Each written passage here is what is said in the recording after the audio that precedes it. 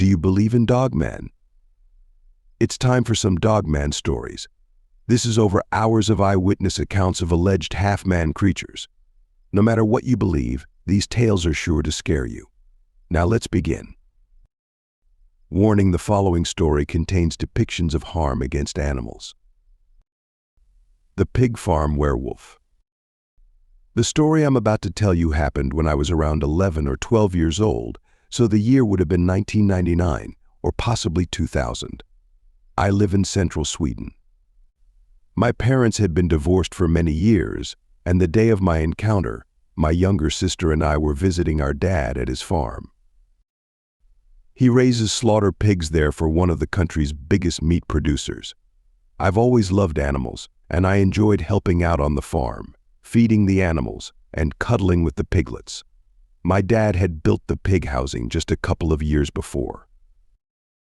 Now, when you entered through the main entrance, you would find yourself at the beginning of a long corridor with 4 doors on the right side and 2 doors on the left, with 1 door at the end of the corridor leading out to the back side of the building. The first door on the right led to an office and staff room, and the second door led to a storage room. The following 2 doors on the right and the last door on the left led to the 3, what we called pig stables, called stable number 1, 2, and 3, each with 48 separate pens where the pigs were housed. The first door on the left went to the barn, where we stored food and straw for the animals. Now, the way this farm worked was that we received pregnant sows a week or 2 before they were expected to give birth, and when the piglets were old enough, these sows were sent to other farms to rest for a few months before they were impregnated again. The piglets stayed with us until they were old enough to be sent off to slaughter. Now back to the story. The day of my encounter was a very cold winter day, probably around December or January. The ground was covered in a thick layer of snow, and the sky was clear, a perfect winter day. My sister and I had arrived at our dad's place around lunchtime the same day. That afternoon we were in the stables helping out with the chores. I remember that in stable number 1, it held slaughter pigs that were maybe a couple of months old. In stable number 2, we had pregnant sows expecting to give birth at any day, and stable number 3 was empty at the time. It had just been cleaned and prepared for a new delivery of pregnant sows to arrive within a few days. I remember my sister being so bored that day. The only thing she liked to do was cuddle and play with the newborn piglets, of which we had none at the time. My dad was in the empty stable number 3, working on a broken gate to one of the pens, which had been damaged when the slaughter pigs that were housed there earlier were moved. I had just fed the pigs in stable 2 when my dad told me that he had found one of the slaughter pigs injured. Now, it was quite common for them to get injured when they're in the teenage stage of life, trying to establish dominance and being very eager and playful. But it was unusual for them to get any serious injuries. Usually it was just smaller scratches and bite marks. When he told me that this pig probably had a broken front leg, my heart dropped because I knew that there was nothing we could do, and the pig would have to be put down to end its misery. I hated that. It was not often it happened, but when it did, I always teared up. I helped my dad to find the injured pig, and we carried it out through the door to the back side of the building. Out on the back side, there was a big, round manure tank, approximately 15 meters in diameter and several meters deep, partly buried in the ground with just about a meter of the top above ground level. We carried the pig to the other side of the tank, and my dad brought a butchery bolt gun. But I refused to stay out there while my dad did what he had to do. I went back inside, and I continued to feed the pigs, listening to music, trying to get my mind off of what happened to that poor pig. After a while, my dad came in to tell me he needed to go to his workshop to get some tools to fix the gate, and he asked if I wanted to stay here or come with him. His workshop was where he stored and maintained his agricultural machines and equipment. It was a 10-minute drive from the farm, and he said he would be back in half an hour. So I told him I would stay. I helped him carry some tools to his car, then watched him and my sister drive away. It was mid-afternoon by then, but it was already dark outside. Now I was alone on the farm, but I didn't mind that. We lived just south of the Arctic Circle, and in the winter we only have a few hours of sunlight from the late morning to early afternoon, so I was used to the short winter days and the darkness. At the moment the sky was still clear, but it was now covered with bright stars and the moon, which looked big and bright and more beautiful than usual. I went back inside to the staff room to eat one of the sandwiches my dad had brought for us. After that, I went back to start cleaning out the pens in stable 1 and 2. These stables had slatted floors that could be opened to scrape down any dung and straw, which was then automatically transported out to the open manure tank on the backside. Because of the freezing temperature, I first had to go out on the back to start a circulation pump to keep the liquid manure from freezing in the pipes.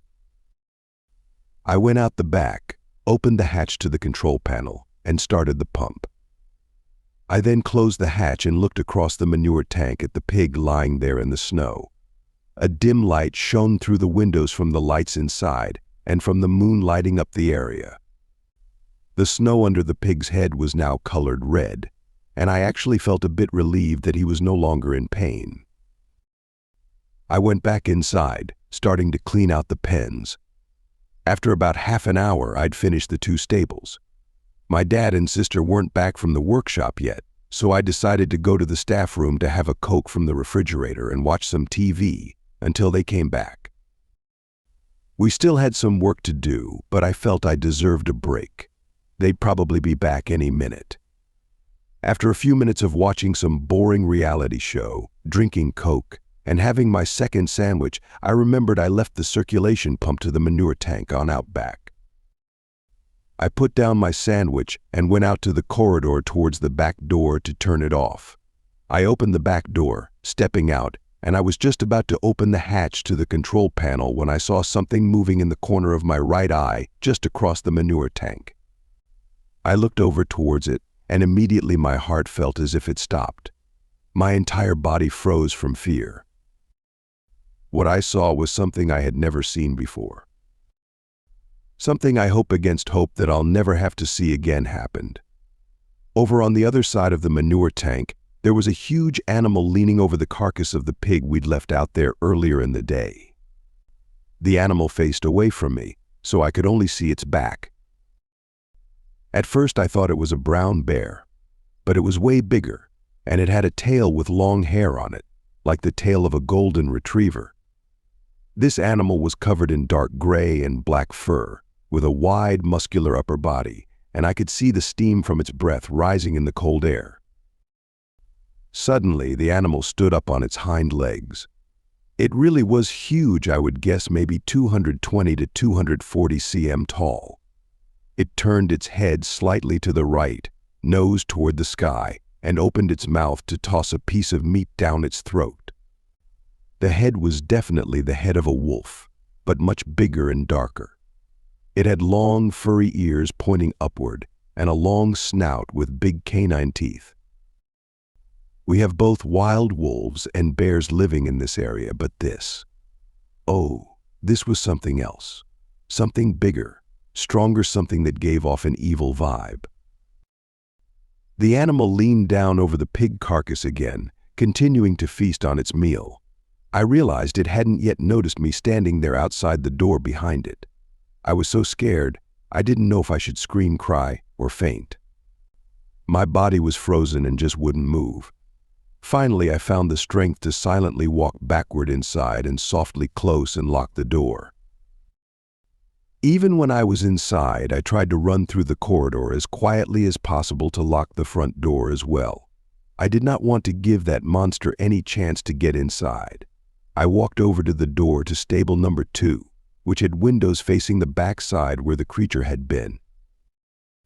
I looked into the stable through the window and the door. The windows in the wall were about a meter up from the floor. From there, I could only see the steam from its breath rising in the air outside. Suddenly, some of the pigs saw me through the door window and started to grunt loudly. Soon, All of them were grunting very loudly, as they always do when they see a person at the door. They were excited, hoping I was bringing them more food.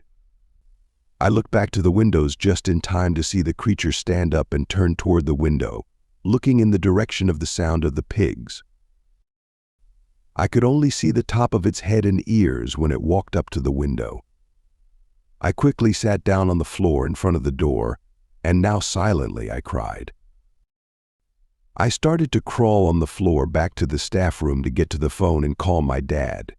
Remember, this was around the year 2000, when a 12-year-old wouldn't have a mobile phone. I reached the door and realized that there were two big windows in the staff room windows that didn't have any curtains or blinds. I didn't dare go inside, risking that the creature would turn up on the front side of the building and see me through the window. I sat down in the corner between the doors to the staff room and the front door. At that point, I could not hold it in anymore. I began to cry like never before. I was sure this monster would get inside, and if it did, it would hear me crying and find me. Suddenly, the door handle on the front door violently turned, and something tried to push the door open. I screamed and the handle turned again, followed by two loud thuds and an attempt to break the door open. I was sure then that I was going to die. When the door handle turned once more, I heard hard knocking on the door, followed by my dad's voice calling out for me. I rushed up, unlocking and opening the door, telling my dad and sister to hurry inside and lock the door after they did. When I turned to my dad, he saw that I'd been crying and asked what was wrong. I told him the whole story of what I called the werewolf, and he looked at me, not saying a word, then looked at my sister. He looked back at me and asked if I was done feeding and cleaning the pens. I nodded. He nodded back thoughtfully, looking down at the floor for a few seconds, then back at us, telling us that the rest of the work could wait until tomorrow. Then he took us back home. In the evening, he went by himself to give the pigs their evening meal. My sister and I watched him from the upper floor of the house as he walked across the yard, hoping that the creature would not be hiding in the dark, ready to attack my dad. I remember him looking all around with a flashlight as he walked. When he came back, I asked if he had seen the dead pig on the backside. He said he had rather, what was left of it. He said it looked as if some sort of predator had found it and dragged the rest of it into the forest. After that incident, my dad was very clear we were not allowed to go outside after dark. As I got older, I've been thinking a lot about that day and how my dad reacted after I told him what happened, followed by the new strict rules about never going outside after dark. Did he know this creature existed? Did he know that it lurked in the forest surrounding the farm? Had he seen it himself? My dad later passed away from leukemia some years later before I had a chance to ask him about it. But I'm sure he knew something about the creature I saw that day. A dog man stared me down from Colorado Rocky. This story happened on my grandparents' property up in the Colorado mountains, a couple of hours outside of Denver. My grandparents lived in a decent-sized cabin in the smack-dab middle of the woods, and they have about 168 acres of forest. I was 19 at the time.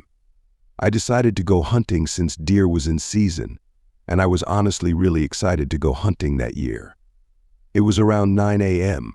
After a breakfast of pancakes and eggs, I packed up a small backpack. I told my parents and grandparents I was going out for a while to see if I could bag a deer. They said okay, and I was on my way. Now I'm 6', and about 185 lbs. I would definitely not consider myself a small guy. Anyway, it took about 30 minutes for me to get to my tree stand. Along the way, I tried my best to be quiet. It was freezing outside, must have been around 10 degrees. But the wind chill was way worse. I soon arrived at the stand, took the ladder up, and sat there for a while. I was in a very good spot.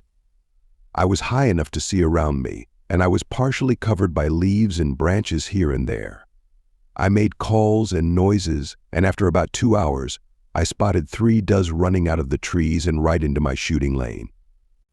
I, unfortunately, was not going for does, but it was a bit of a morale boost because it meant that the deer were out and about around here. I really needed that because I was freezing my butt off in that stand. After watching these does for a bit, they disappeared off in another direction, and I was alone again. I waited for about another hour to see if anything else would come up, but nothing did. I opened up my backpack and pulled out a couple of granola bars and some trail mix. It was lunchtime, and I was starving. I finished my snacks and sipped on some water. In the middle of a drink, a big buck came trotting through the trees. To be honest, I nearly choked on my water. This was the biggest buck I'd ever seen. It was right in my line of sight, and it was broadside, which was perfect. It was about 50-ish yards out, and my heart was pounding. I was so excited. I carried my personal .308 Winchester, which my dad bought me the year before when I turned 18. I steadied my aim, took a deep breath, and as I looked through and adjusted the scope, I saw the darn thing kick into gear and sprint away into the trees. Dang it, I muttered. I was genuinely pretty teed off by then. What the heck scared it off? I wondered. I looked around with the scope, glancing to my left, and that's when I saw it. About 30 feet to the left of where the deer had been, I couldn't believe what I was seeing. There was a set of big amber eyes staring right into my soul through the scope. Whatever it was, it had somehow seen me from this distance in my stand. My gut dropped as I saw this creature slowly emerge from the forest, coming right into my view. It stood on two legs. It was jet black, and the head reminded me of a German shepherd. Its ears were pointed, and it was very, very big. If I had to guess, it seemed to be standing at about 8 feet tall. This thing was so well-toned, not like a bodybuilder, but more like a professional track runner. Its legs were skinny and dog-like. Its arms were lanky, ending in claws. Then I saw its lips curl back as it showed its teeth to me. It was snarling at me. I wanted to leave. I wanted to escape from there, but I couldn't stop staring at it. I was fixated on it, and it was fixated on me. I was freezing cold, and now my blood felt like ice coursing through my veins. I trembled, thoughts running through my mind as I realized my .308 Winchester was probably not going to do me any good against this thing, which could probably shred me to bits. As if my mind and soul weren't shattered enough, this thing began to slowly walk toward my stand. It got about 25 feet away from me and just stared. Words cannot describe the fear and terror I felt. It gave me this look of, "You're lucky you didn't shoot that deer, otherwise you'd be next." The beast then growled this really low, grumbly, loud growl. The best I can describe it was like an alligator bellow but longer, not as throaty, and more dog-like. I was sweating so bad, my heart pounding out of my chest. Then it gave a sort of snort, turned around in a swift motion, got on all fours, and ran in the direction of the buck. I sat there for a good half hour, watching and waiting, because there was no way you were going to get me out of that stand after watching it run off. Not until I was sure it was long gone. Eventually, I finally gathered the courage and sprinted home so fast. I told my parents, but they didn't believe me. My grandparents, on the other hand, pulled me aside afterward and said they'd seen something like it too.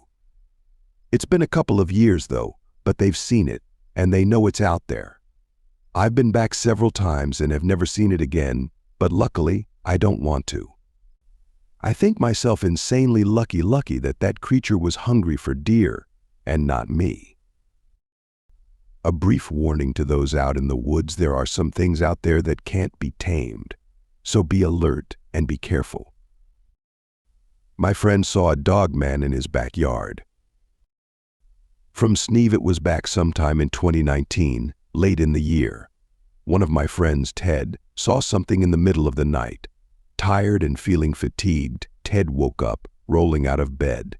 He headed to the bathroom and then to the kitchen for a late-night snack. Whilst indulging in his snack, he began walking around his living room, until he made his way to the window at the back of the house. It was on the second floor by the kitchen.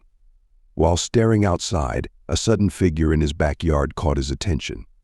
Now, the yard was huge, nothing really in it, though, besides a couple of trees, one of which had since rotted and fallen down.